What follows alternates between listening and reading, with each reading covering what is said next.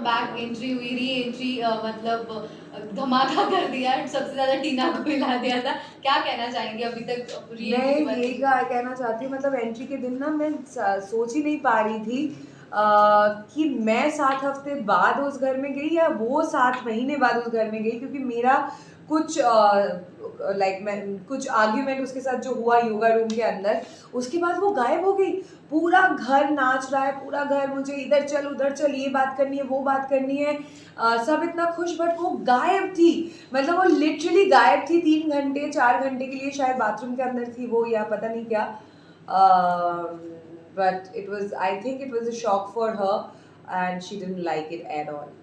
Okay, और जिस तरह से प्रियंका की बात करें और आपकी इक्वेशन को लेकर, उस पर क्या कुछ कहना चाहेंगी? मैं यही कहना चाहती हूँ कि प्रियंका और मेरा बॉन्ड काफ़ी स्ट्रॉन्ग हो गया था।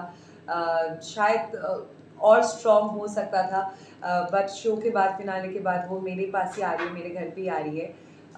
क्योंकि उसका चंडीगढ़ में घर था, उसका शो चंडीगढ़ में चल रहा था, तो जब तक वो बॉम्बे में घर नहीं ले रही है तो आई आस्क्ड हर कि तू मेरे साथ आ जा, हम कुछ दिन साथ में रुकेंगे। तो जो 3-4 हफ्ते मैंने बिग बॉस के घर पे अभी मिस कर दिया उसके साथ, तो वो हम वसूली तभी कर लेंगे। आई रियली जेन्युइनली लाइक हर, क्योंकि हमारे अंदर काफ़ी सिमिलैरिटीज़ थे, और जो प्रियंका भी बार बार बोलती थी कि तू बहुत मेरी तरह है, बिल्कुल मेरी तरह है, कि हम कोई पलटन या ग्रुप का हिस्सा बन के नहीं खेलना चाहते थे। ये गेम इंडिविजुअलिटी पर है। हम सब अकेले आए हैं, अकेले निकलेंगे, या तो अकेले ही फिनाले तक जाएंगे या तो अकेले ही ट्रॉफी उठाएंगे।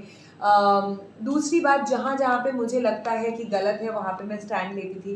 सिमिलरली मैं प्रियंका को भी देखती थी कि उसको जहाँ पे गलत लगता है वो स्टैंड लेती है। वो किसी से इन्फ्लुएंस नहीं होती है।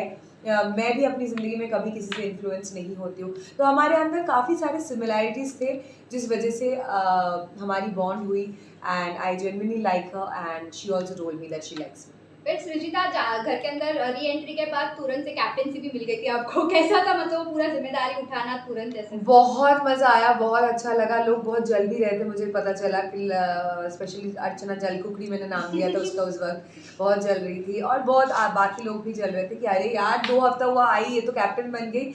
बट पता है, एक ना ख्वाहिश थी मेरी कि मुझे सारे रूम्स पे रुकना था, जितने भी रूम्स हैं बिग बॉस में। पहली दफ़ा तो सिर्फ रूम ऑफ 6 और रूम ऑफ 3 से ही निकल गई। मुझे सारे रूम्स में रुकना था, और मुझे कैप्टन्स रूम में भी रुकना था, और मुझे कैप्टन बनना था।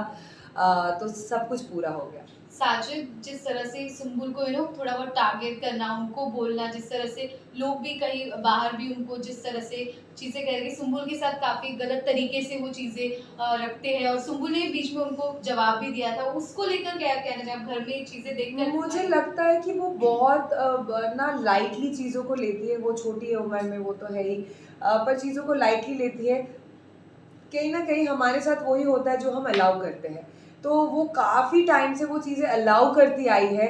शायद इसीलिए एमसी भी कभी मजाक कर रहा है उसके साथ, कभी साजिद जी, कभी शिव, हर कोई उसके साथ मजाक कर रहा था। और मुझे उस लड़की के लिए आई वुड से कि I have a soft corner for her. She is a nice girl, और मुझे बुरा लगता था कि जिस तरीके से वो कभी कभी ट्रीट होती थी घर में। इन लोगों के इंटेंशंस कुछ गलत नहीं था, इनका इंटेंशंस यही था, मतलब साजिद जी, शिव, स्टैन, कि मजाक करना, कॉमेडी करना, यही इंटेंशन था। उनको कोई इंटेंशन नहीं था उसको हर्ट करने का या कुछ नीचा दिखाने का। बट अगर सुम्बुल को नहीं पसंद है, या किसी भी कंटेस्टेंट को शायद अच्छा नहीं लगेगा अगर मेरे पापा के बारे में रोज़ रोज़ कुछ बोला जाए, भले ही फनी वे में, तो I have to draw a line, I have to make people understand कि this is not right, please stop doing it. और वो जब तक मैं अलाउ करती रहूँगी मेरे साथ होता रहेगा, और वही हो रहा है उसके साथ। आपका घर में जाना और आने से मतलब पर्सनल लाइफ पे कितना इम्पैक्ट पड़ा और सोशल लाइफ पे? पर्सनल लाइफ पे तो बिल्कुल कुछ इम्पैक्ट नहीं पड़ा। हाँ, obviously I missed Michael a lot,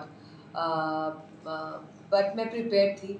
और सोशल लाइफ पे अभी मैं निकली हूँ, पता नहीं चला, बाहर तो कोई पहचान भी नहीं रहे थे, शायद कोई पहचाने, तो देखते हैं सोशल लाइफ में क्या इम्पैक्ट पड़ा।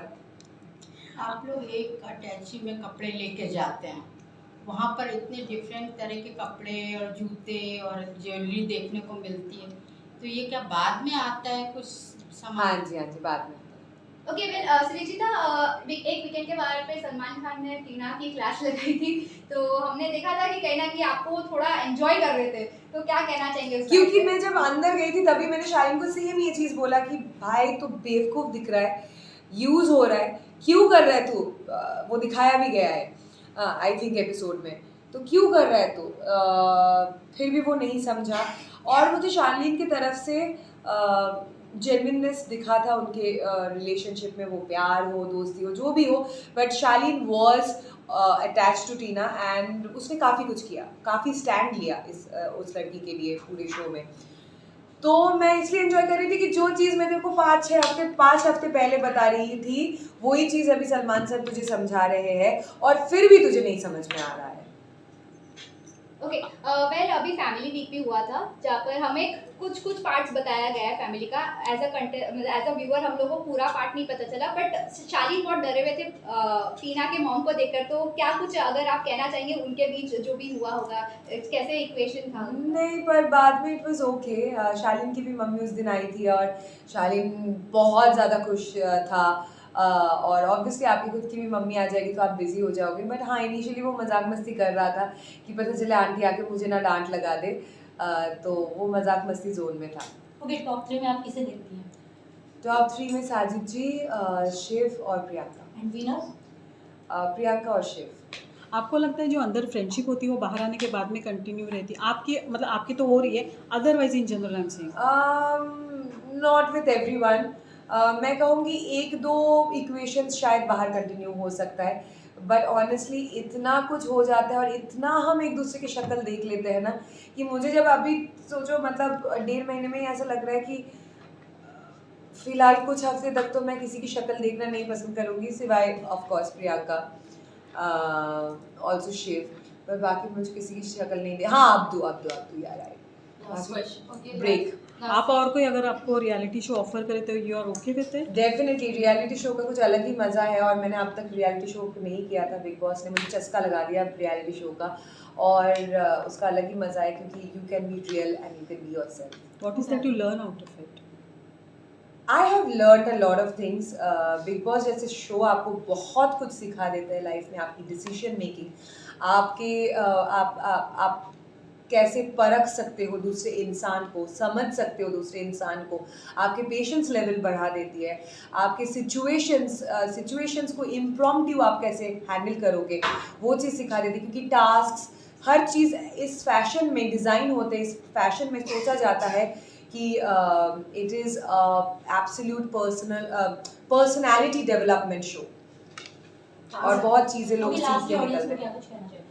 ऑडियंस को यही कहना चाहूँगी, thank you so much for all your love support, you guys are amazing, I love you all, और ऐसे मुझे प्यार करते रहिए, प्यार भेजते रहिए। जाने अनजाने में अगर मैंने किसी का दिल दुखा दिया then I am very sorry, but keep loving me. Thank you.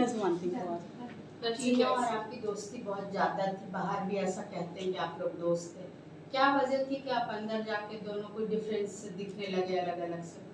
ये सवाल तो शायद बहुत पुरान, मतलब हम कभी भी दोस्त नहीं थे और ये बहुत क्लियर हो चुका था कि हम दोस्त नहीं हैं। और जब आप आए थे तो ऐसी नहीं, बिल्कुल भी नहीं, बिल्कुल भी नहीं। टीना और मैं कभी भी दोस्त नहीं थे, और हाँ टीना और मैं दोस्त बनने की बहुत बार कोशिश की है, पर बन नहीं पाए, क्योंकि मैं कुछ बेवकूफ़ चीज़ों को मैं वो नज़रअंदाज नहीं कर सकती हूँ, सिली चीज़ों को मैं नज़रअंदाज नहीं कर सकती हूँ, because I am a very strong opinionated woman, और लाइक सिली बेवकूफ़ चीज़ें मुझसे हैंडल नहीं होता है। लास्ट 3 साल हम बिल्कुल भी दोस्त नहीं थे। That's it. Thank you.